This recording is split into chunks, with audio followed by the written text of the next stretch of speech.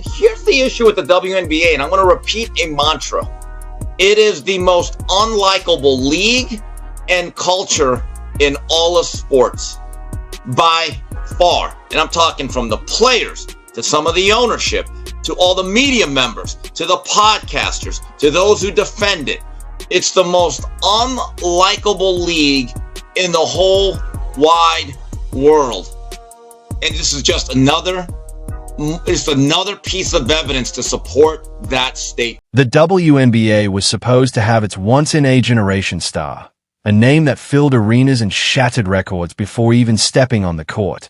Yet instead of celebrating her, the league turned its biggest blessing into its biggest burden. Behind the highlight reels and smiling press conferences lies a fractured system weighed down by politics, now seen as one of the most unlikable cultures in sports. And the proof comes not from critics, but from how they treated Caitlin Clark. Her rejection of a massive, life-changing offer wasn't a mistake or loyalty to a league that underpays her while profiting off her image. It was a calculated move, a trap that exposed the WNBA's own weakness. Meanwhile, a new league, unrivaled, co-founded by Breanna Stewart and Nafisa Collier, stepped in with an offer that changed the game. More than $1 million for a short season, equity in the league, and real power, something the WNBA never dared to give her. The math is simple. She brings in sellouts, record ratings, and millions in sponsorships, yet earns less than many desk jobs, a reality both unfair and insulting. Even Unrivaled's founders admitted the truth. Clark was being exploited. That confession was the tipping point. Faced with respect, money, and ownership, the choice wasn't just obverse, it was revolutionary. And the WNBA's refusal to value her properly may be the very thing that brings its fragile system crashing down. Another reason why Caitlin Clark needs to flee the WNBA. It's a political organization. They're not serious about business. That they don't care about traditional sports fans.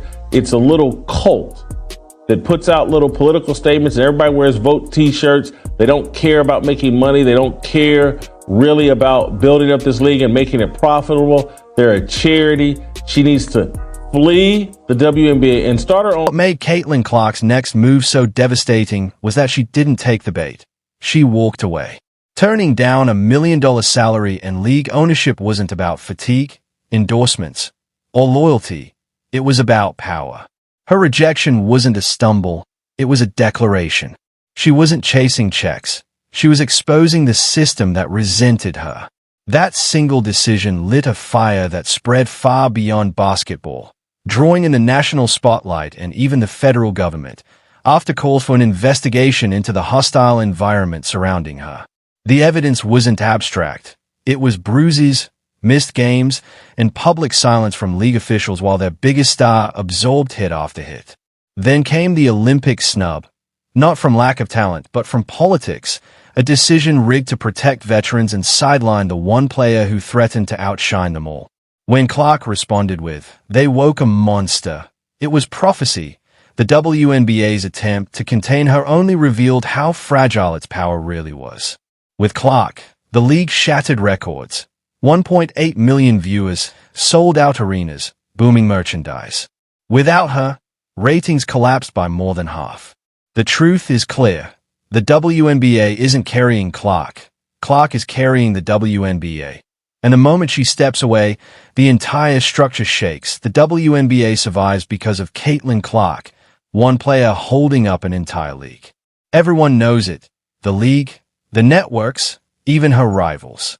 And yet, instead of protecting her or building the future around her, they've treated her like a cash machine, draining her value without ever giving her real power or respect. That's not just short-sighted, it's self-destructive. The numbers prove it. Without Clark, the WNBA isn't weaker, it's irrelevant. That's why her decision to reject the $1 million escape wasn't reckless. It was brilliant. By walking away, she showed that her fight isn't about chasing paychecks but about something far bigger. She didn't lose power, she created it. On the surface, it looked insane to tame down money, ownership, and freedom from the league's politics. But the brilliance was never in what she gave up. It was in what she gained, leverage. Overnight, Clark transformed from a star athlete into the symbol of resistance. The player willing to sacrifice millions to prove the system is broken, and she refuses to be complicit. That rejection was devastating for the league's image. For months, critics had warned that Clark was being exploited and fans had begged the WNBA to protect her. But when she herself turned down $1 million payday, the whispers became undeniable truth. No athlete walks away from that kind of money unless something much deeper is at stake. Overnight, a quiet controversy became international headlines, and what had been dismissed as speculation about a hostile environment erupted into a roar the league could no longer ignore. Clark reframed the entire story. She was no longer a victim. She was the executioner. She didn't just reject unrivaled's bait. She weaponized it, proving that her fight wasn't about personal gain but about tearing down a broken system. And with that move, the second phase of the plan began. Just as Clark created the crisis, the WNBA Players Union saw its chance to strike. Her rejection of the unrivaled deal didn't just make headlines, it cracked the system wide open. For years, players grumbled about low pay, poor conditions, and lack of respect, but with contracts locked until 2027, they had no leverage. Clark changed that overnight.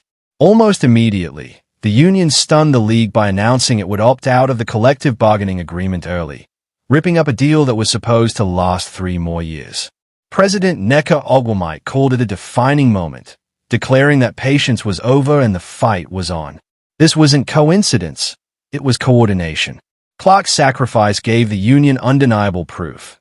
If the league could exploit its biggest star, then no player was safe. Her story became their weapon, a rallying cry to demand respect, protection, and real money.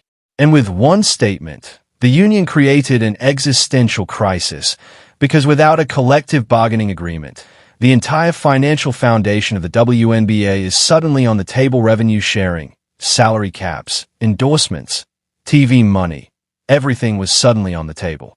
The players weren't asking anymore, they were demanding.